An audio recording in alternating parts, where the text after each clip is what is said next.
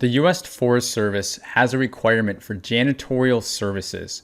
Work is to be performed at the Cold Springs and Poteau Ranger District offices located in Waldron and Boonville, Arkansas.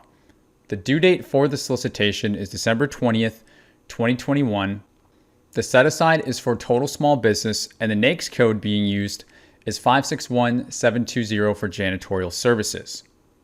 Contracting is letting us know up front that there is a mandatory pre-proposal conference on December 14th at 10 a.m. So if you are going to respond to this, your name must be on that attendance list first. There are also a few additional pieces of information that we can gain from the SAM.gov listing page before moving deeper into the requirement. Number one, the period of performance for this contract is January 1 through December 31st of 2022, with an additional 2 option years. Number two, contracting has given us the previous award number, and I will use this later in this video to try to find the previous award value if we can. Number three, contracting included a special note on the SAM.gov listing page stating, if awarded and there is a change of 2 or more staff, the contract may result in termination with no advanced notice. My interpretations of this is that this is a pain point for contracting from past experiences, and so now contracting has no patience for contractors that can't keep trained staff on the project. I think it's that, or they just don't want contractors playing the bait and switch game with resumes in their proposals. Either way, if you're going to bid, make sure you won't have to change out your staff if you win. Number four, lastly, the attachments contracting has supplied us include a solicitation doc, schedule of items, scope of work, wage rates, and exhibits A and B. The work to be performed. There are 4 work areas where janitorial services need to be performed on this contract. The first work area is the Cold Springs Ranger District office located in Boonville, Arkansas. The 3 other work areas include the Poteau Ranger District office, the Poteau Ranger District East office, and the Poteau Ranger District Work Center, and all 3 of these are located in Waldron, Arkansas. Not being familiar with Arkansas, I wanted to know how far the distance was between Boonville and Waldron, since both of these locations are being put on the same contract and arguably being serviced by the same staff. So I Google mapped it, and the distance between Waldron and Boonville is 26.4 miles, or a 32-minute drive using the fastest route. Not too bad. Looking more at the work being performed, page 6 of the scope of work provides us a very helpful cleaning schedule, which shows us the exact work that needs to be performed for each of these 4 work areas. The cleaning schedule clearly identifies the areas to be cleaned to include restrooms, floors, windows, glass walls and air filters, fixtures, and gutters and outside lights, as well as the frequency they need to be cleaned, being either weekly, monthly, or quarterly. This is consistent across all 4 work areas with the exception of the work center, which appears to have a lighter workload and lower frequency, only servicing every other week or once a month respectively. Pricing.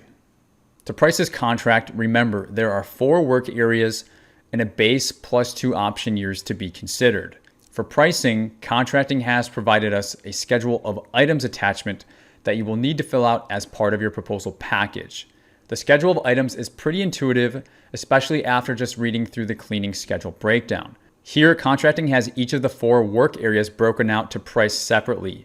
You're asked to provide a unit cost for weekly, the monthly, and the quarterly services. Once you do this, you can also rinse and repeat for the option years as well. Complete this for each of the 4 locations, and you will have a completed pricing schedule. Keep in mind also that contracting has supplied a wage rate attachment, so be sure to use this when calculating your pricing. Choose an occupation code that best fits the service you are going to provide, and then the rate associated with that code will serve as the minimum rate you are going to pay your employee in case you get any inquiries or scrutiny from the Department of Labor. Not trying to scare you, and it's less likely for inquiries to happen on smaller contracts, but it's just best to be prepared and implement best practices while your business is still small. Also, keep in mind to account for the health and welfare, vacation, and holidays that are listed on the wage rate form that should be added in addition to the minimum pay rate you choose, and of course your overhead and profit to then give you a grand total and make up your hourly total billable rate. If that makes sense, great, but I don't teach pricing. So if it doesn't make sense, I recommend that you get with a GovCon accountant or tax person if you want to dive deeper into that. Lastly, for pricing, I told you that I would try to use the previous award number to try to find the previous value, and I was actually able to find it. If you head over to fpds.gov and punch in the award number, action obligations for this contract immediately pull up. You will be able to see the current action obligation, but you will also be able to see the total contract value for the base and all options for the existing contract. And that number is $35,640.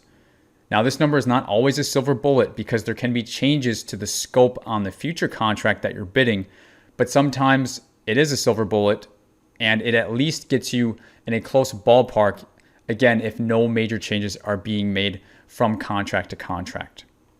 So definitely include this piece of information in your overall pricing strategy. I will also point out that you will see the incumbent is a sole proprietor by the name of Connie Cox. I'm not sure if contracting is happy with their current service, but it appears the competition you are up against is an individual contractor performing these services rather than a service-based small business hiring for janitorial services like many of you would be doing. This type of setup can obviously allow the potential for more competitive margins for Connie Cox since there is no additional markup. Something to keep in mind that you may not have otherwise known without fpds.gov. Proposal response. As a final part of this review, let's take a look at what is required in your proposal package if you are interested in responding. You will find this information in the instruction to offers on page 3 of the solicitation document. Contracting has broken down your proposal response into sections A, B, and C. Section A states that you shall include a technical proposal consisting of a past performance section to include similar projects completed within the last 3 years, and a technical capability section that shall list the equipment and key personnel you will be using to perform and complete this project. Section B states that you shall complete the pricing schedule that we looked at and to also acknowledge any amendments. At this time, there are no amendments, but be sure to come back and check as we approach the due date. Section C states that you shall complete the reps inserts that are included in the solicitation document starting on page 16 at the highlighted areas. Contracting didn't mention it in the instruction to offers, but I want to add that they included Exhibit A, which is a contractor financial information sheet, and Exhibit B, which is a past performance relevancy questionnaire. These are just simple forms to fill out, and they have their instructions included, but these weren't referenced in the instruction to offers, however, so I would personally either submit an RFI to contracting asking if you need to fill these out, or you can just assume that since they provided it, you do need to include these in your proposal package and just include them in addition to the sections A, B, and C that they've already provided. Lastly, on page 4 of the solicitation doc, contracting has included the evaluation section, which informs us that they will be using a best value trade-off rather than a LPTA lowest price technically acceptable procurement strategy. So keep this in mind to not go so low on your price that you lose sleep at night, because contracting will be looking for the best value that your proposal package demonstrates instead of just the lowest price when they award this thing for the next 3 years. This will conclude this bid review. This is the first time I've done a completely scripted bid review, and I'm curious to know your thoughts. Was it more helpful being more succinct and organized? Or do you just prefer the old style that's maybe, more personable and where I do the bid review live and off the cuff? Let me know. All in all, I will say this was a lot more work, but I liked it and I hope you did too. So let me know in the comments and I will see you in the next video. Thanks for watching.